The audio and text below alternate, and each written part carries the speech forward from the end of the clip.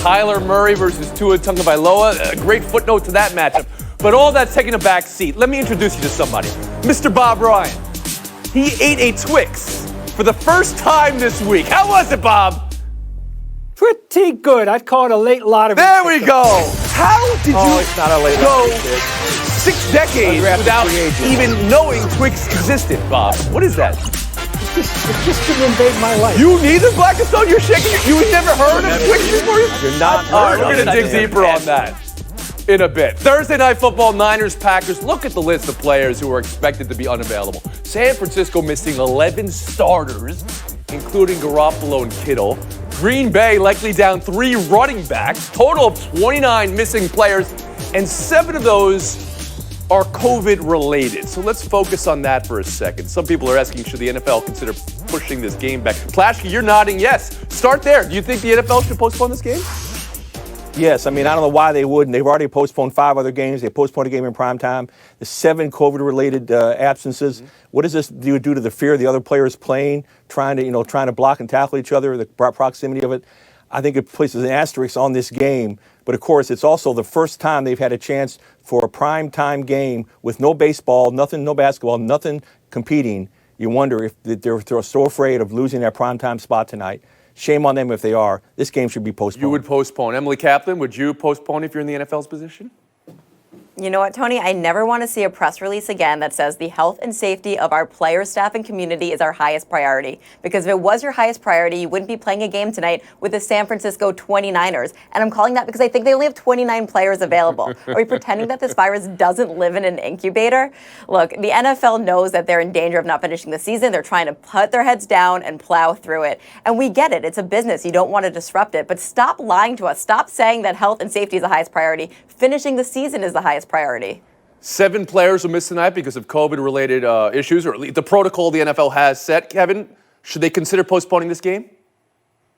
No longer, because I don't think abundance of caution, which is another phrase I'm sure Emily doesn't want to hear anymore, is in play anymore. As Bill suggested, it is now November, and they want to plow through this season. They had an agreement that they cut with the NFLPA back in the summer, and now it is fully in play. And they're just taking people off the roster who have tested positive. Those who have not are going to play the game, and they are going to entertain the public, keep their head down, and let the checks continue to roll in from their television contracts. And that's the point that we're at right now. And I don't think you're going to see any more postponement and certainly no cancellation of games at this Bob point Ryan in the season. Emily, I think actually 30, not 29, but I'm not sure. We'll have to double check. 29ers sound so much better though, Bob. You have to admit that. Yeah, come on, Bob. Come on, Bob. I don't know what the cutoff is. No one ever told us how many COVID-related incidents are necessary to have a postponement. 5, 7, 8, 2, 3. We don't know. No idea. It's all arbitrary. I know in the Bob Ryan rule that we wouldn't be playing this game, but we are going to play it. We know that the motto of this season is "Damn the torpedoes, full speed ahead." That's everything. They're going to play this season out. And one of the also complicating factors in deciding whether or not to postpone this game is that the 49ers are actually more ravaged by injury than COVID-related, but that's not anything that anyone is going to postpone a game for. That's their tough luck. They've got 8 of their 22 Super Bowl starters suiting up tonight, which is amazing. It's an amazing but that's a lot due to how ravaged, the word you use, Bob Ryan. And let's talk about tonight's game, because that's what San Francisco is putting on the field. And Green Bay's on the other side of the field. They've lost 2 of 3. Their offense, has been up and down a little bit in those 2 or 3s, and they didn't make a move at the trade deadline, to the chagrin of some Packers fans. What do you need to see from Green Bay tonight against this San Francisco roster, Bill Plaschke? It's got to be a blowout. I mean, everything's going the Packers' way. Do they have Aaron Rodgers? Yes. Do they have Devontae Adams? Yes. Mm-hmm. They've got enough against the 49er team that's can barely field a team. Coming off two bad, especially the bad loss to Minnesota, the 49er defense, the Packer defense has to show itself. Packers win easily tonight. Do they even have enough, though? Do they have a running back? I mean, that's the question I would ask about Green Bay. Emily Kaplan, do they need a running back? What do you need to see from the Packers? I need to see them stop the run. Their run defense hasn't been great this year, and they're going up against Kyle Shanahan, who was great at designing running plays. Remember, Raheem Mostert ran all over them in last year's NFC title game. JaMychal Hasty is the next guy up. And let's also remember that they're going up against a Jag, and that's just a guy in football parlance. It is not a compliment to Mullen. He is not a great player. Stopping the run is a very, very key part of them winning this game. Kevin Blackstone? I mean, this is all about Aaron Rodgers, who quietly as is kept is having another Aaron Rodgers type season. You think it's been quiet? You don't think people are talking about Aaron Rodgers? Well, I don't think so, just because they lost last weekend. And still, it was a game where he threw for multiple touchdowns and no picks. He's got 20 touchdowns and just 2 picks on the year, and those 2 picks came in the loss at Tampa Bay. So this will be an Aaron Rodgers game. He will carry them to victory. Emily's absolutely right. The Packers' problem has been their defense. It's been absolutely putrid, and it needs to step up. And in this game, where they're basically playing a last week of the preseason roster in terms of the 49ers, it'll step up. Sounds like Kevin's got Green Bay. Absolutely. And Bob Ryan, how about you? However they do it, this is a game which is a gift from heaven. This is a game that has been placed on the schedule in the circumstances that if they must take advantage of. They'll be laughed out of the league if they don't take advantage of this thing tonight. And I think Rodgers will. Rodgers has had the horrible game of the season already in the rearview mirror. He had a bounce-back week last week. They've got enough left. They've got to go out and do it, and they've got to do it by at least, I'd say, 17 to 24 points. Bill Plaschke, something you want to add? My only concern is that do I start Aaron Jones on my fantasy team? I don't know. I'm not going to know till game time. Thank you for bringing that up. It's all about me. Yeah. That's my concern. Know what that gets you? Thank you. One of those, Bill Plaschke, yes.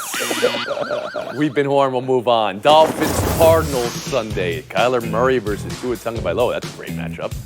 About Tua getting the starter's job and the report that it was made in part because Miami has draft picks coming up and maybe that is an audition for Tua. If he doesn't play well, they'll do something with the draft picks. Here's Brian Flores. Well, there's a couple of things out there. Let's call it a source close to Dolphins thinking.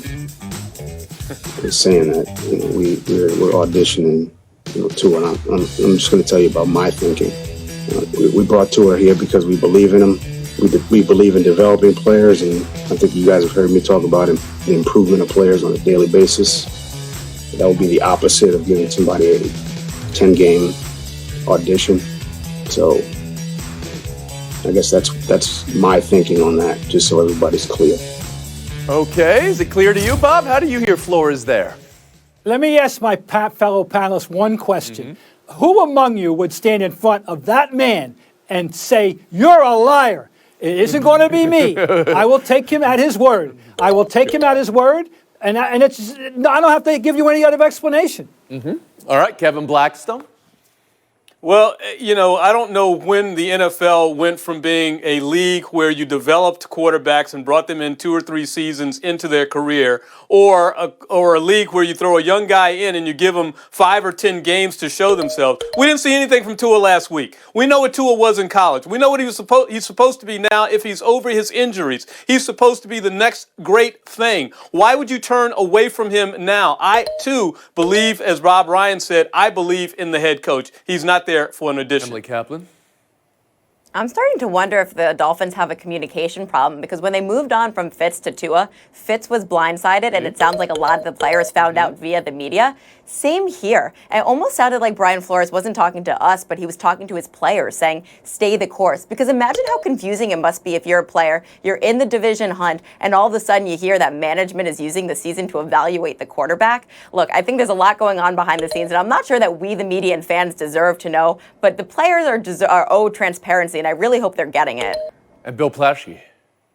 Bob, I won't jump in front of him and call him a liar, but I will say you're not the one making the decision. He's not the one drafting. He's not the one who runs the audition. That's done by the front office. And clearly, it's an audition. Come on, the Dolphins have a chance to make the postseason. They're 5-3. They have the league's best defense, and you're going to go with a quarterback who hadn't played in over a year and who played marginally okay, just barely okay in his first game. No, I mean, they were clearly auditioning him to see if they can get the Houston's #1 pick and turn that into a quararback. I think you gave him an extra win there. 4-3 right now, though. We've been going through the standings all week. They're in the AFC East. They have the best point differential by a wide margin. Bob, the idea that you would be auditioning your first-round pick from this year right now, how does that strike you? It strikes me as incongruous. I don't believe it for a second. Here's a team that has a chance to win the division, go to the playoffs. If they did this thing for a reason, which they are, and that reason, I'm sorry, is not to audition him for what? Are they going to tank? What? I don't get it. No. Did I mention that? No.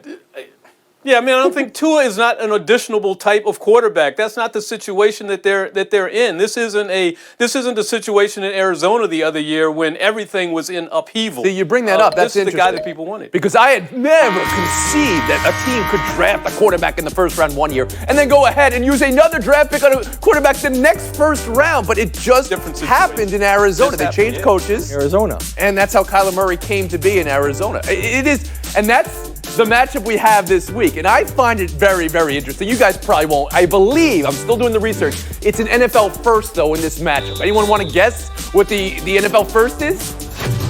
First matchup of two quarterbacks who wear number one opposing each other. I'm still looking at, sometimes the quarterback wears one for like a one-off game. But the first time, number one versus number one. Tua versus Kyler. I like that. We'll be back. The best matchup is number 12 versus number 12. Brady versus Rodgers. It's never going to get better than that. Staubach also at number 12. Of load management coming up. And Bob Ryan.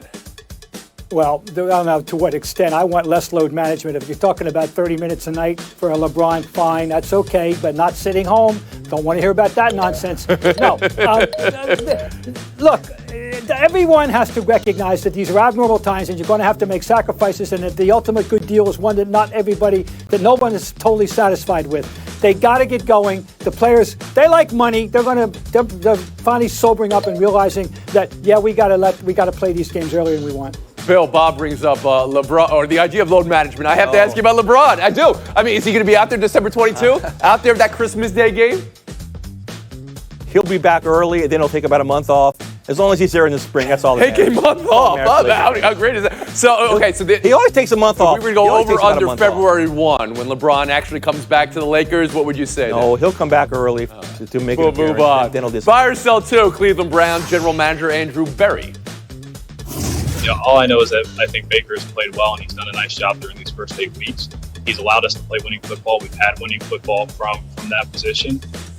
Expect him to keep doing that over the second half of the year. And look, we're going to be in a good place, as a team and organization if that's the case. Emily, how do you hear that? I'm buying the patience here. Look, they don't have to decide on Baker Mayfield's fifth-year option until May. I know time is a warp right now, but that's 6 months from now. There are so many variables that go into this. This is an organization that is built the right way. They've tried to do the right thing. And what is wrong with taking all the time? Was that the first time anyone in the history of sports said about the Cleveland Browns? This is an organization that's built the right way. You believe that? Sure. I see a lot of head shaking no the other way. Black and Stone. Yeah, good chance, Sam. Go ahead, Stone. I'm selling that this is even a discussion at this point. Baker Mayfield just saved you 2 weeks ago after OBJ went down, throwing for 5 touchdowns and coming back in the game, dropping dimes on people. And in a crazy weather situation without OBJ and running backs not being able to find space, they had a down game, a horrible game. But you know what? Leave it alone. Baker Mayfield's your guy. Okay, Mr. Ryan? I agree. I think I sell this talk. I think the guy has got to be given the benefit of the doubt.